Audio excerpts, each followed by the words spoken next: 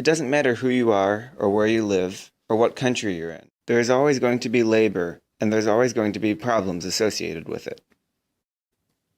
The labor movement is very important for protecting the base, the foundation, of all of our country's economy. Throughout all of history, there has been a constant struggle between the owners of corporations and the workers. Throughout the years, many different groups have come up with many tactics to try to gain rights. One kind of uprising being a mutiny, where sailors take over a ship to avoid bad conditions. In 1648, the first guild was formed. Guilds are the precursors to unions. Their main purpose is to use collective bargaining to get better benefits for workers. A union is a group of workers that bands together to use collective bargaining to reason with employers. This is usually to get better wages, or better rights, or better working conditions. Some of the major issues today with this movement is that labor unions add to costs and discourage productivity. Union membership is steadily declining. Employers now want employees with individual insights and abilities, in other words, talented in some way. Employers are also trying to remove responsibilities for providing health insurance coverage, work hour, and safety of the workers. Some of the major players in the workers' rights movement include Samuel Gompers, who helped create the AFL and developed methods to resolve labor disputes, as well as John Lewis, who started campaigns organizing the unorganized.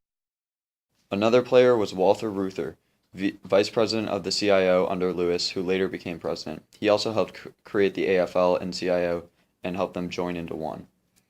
A. Philip Randolph, known for combining civil rights and workers' rights, was a big player in the movement.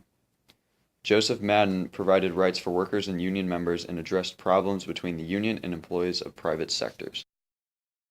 Some of the major issues today with this movement is that labor unions add to costs and discourage productivity. Union membership is steadily declining. Employers now want employees with individual insights and abilities, in other words, talented in some way. Employers are also trying to remove responsibilities for providing health insurance coverage, work hour, and safety of the workers. In the movement today, some unions are slowly declining in membership, and if it continues to decline, both in membership and/or effectiveness, one group called the Workers' Association will replace them if needed.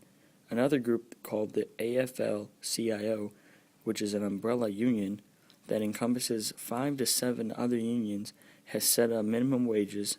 However, it may not be enough. There are multiple acts that are being passed or have been passed in order to address these issues. The Fair Labor Standards Act establishes minimum wage and set regulations for areas like total hours worked and overtime pay. Another act passed in 1990 was the Americans with Disabilities Act. Among other things, this act protects against discrimination based on physical and mental ability. It also allowed people to file complaints if they felt they needed to. Workers' rights have been fought over by every gender and every age throughout history, but women's rights played a big role in Lowell, Massachusetts' mill women's strike of 1834 and 1836. When a wage reduction occurred at a textile factory, 800 women went on strike. The creation of the 1892 general strike was an important article because it became the first biracial general strike in U.S. history. Almost 25,000 union workers stopped work on November 8th and remained on strike until November 11th. The creation of the union was also a key factor in the movement because the union drove plenty of Americans into the street to claim their rights about working. They had a place in the Justice Court. The Department of Labor was also important in the social movement because it arrived in the U.S. government and showed them just how much people cared about this. In 1937, the National Labor Relations Board won a case against Jones and Laughlin Steel Corporation. In this case, they successfully charged them with discrimination against union members, leading to better working conditions and environment for union workers. Similarly, the National Labor Relations Board won a case against McKay Radio and Telegraph, which granted workers better environments and more rights in the workplace. How do you feel about the wealth disparity between workers in the United States today? In the United States right now, there's as big of a wealth disparity. It's the biggest it's been from the people at the top earners in the country, to the bottom earners. It's bigger than it's been since the 1920s. And we know that resulted in stock market crash and the Depression and major reforms in how government and workers interact with one another. So it signals something that's kind of scary about how the social structure is going to continue to unfold. I don't think it's a good thing.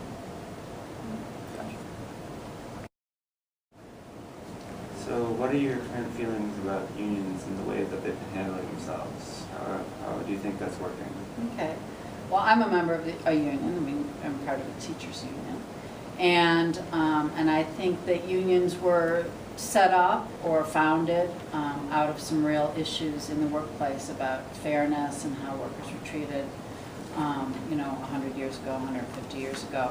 And I think for the first number of years, they did a really good job of improving workplace conditions and the pay that people made, and made the workers more of partners in the products that they were making.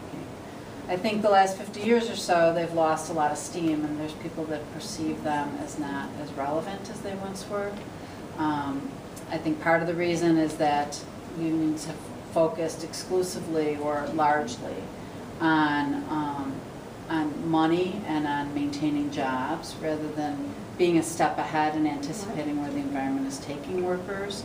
And so I think that has cost them some credibility in society, and I think they would be stronger if they were more of a voice for workers' roles, not just as workers, but in their communities, in terms of environmental impact and how they fit into a global society, and some of those kinds of issues.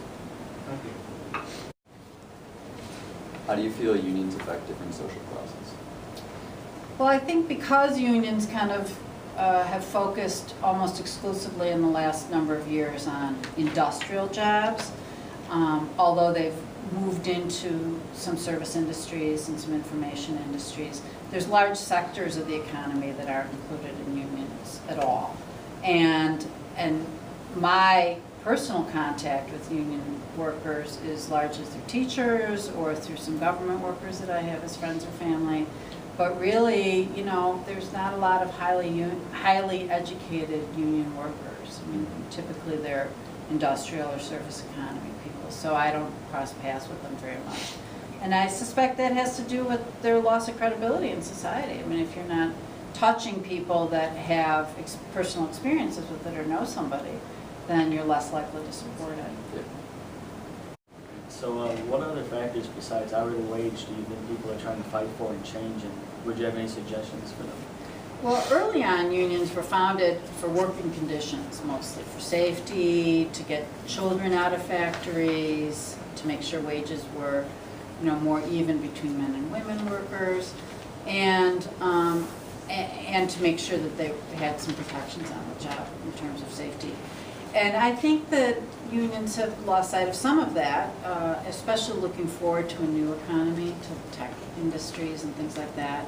So I would say that they should be looking out for environmental safety, not just within the workplace, but how the products of an industrial production line produce pollution or have environmental impacts on workers and on their families and on their communities.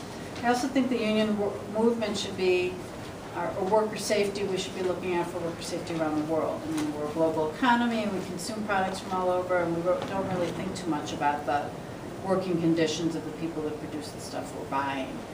There was that big collapse of a building, a textile factory in Bangladesh just a few weeks ago that killed over 1,000 people.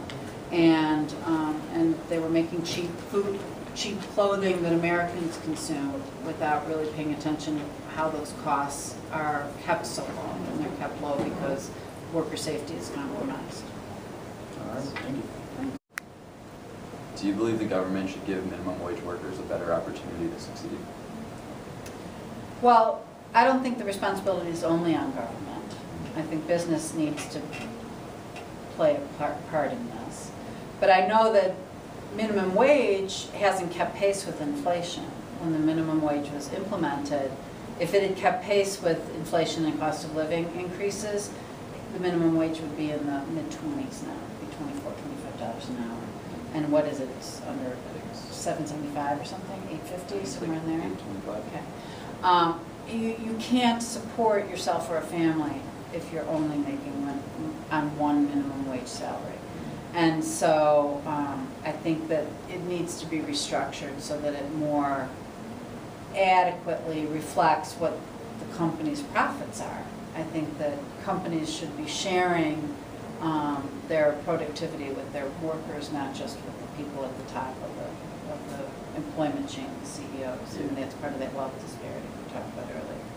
So I think that keeping pace with inflation would be part of it, but I also think that employers rather should make sure that their employees are trained to move up and reward their productivity when they help make profits for the company. In the history of the workers' rights movement, many types of media have discussed about unions and rights of workers. The novel, The Grapes of Wrath, by John Steinbeck, showed the terrible conditions that many Southwestern Americans were going through, which sparked more workers to stand up and fight for their rights. John Steinbeck received critical responses from viewers regarding the information given. In modern society, many worker rights groups have started to use social media as a way to communicate and get their points across. Facebook, for example, is one of the most popular, and has hundreds of different groups that are dedicated to the fair treatment of workers. One of these pages belongs to the National Labor Relations Board. They allow people to freely voice their opinions on their working conditions, and in some cases, actions are taken because of it. What we propose is mainly to have more employers open towards governments.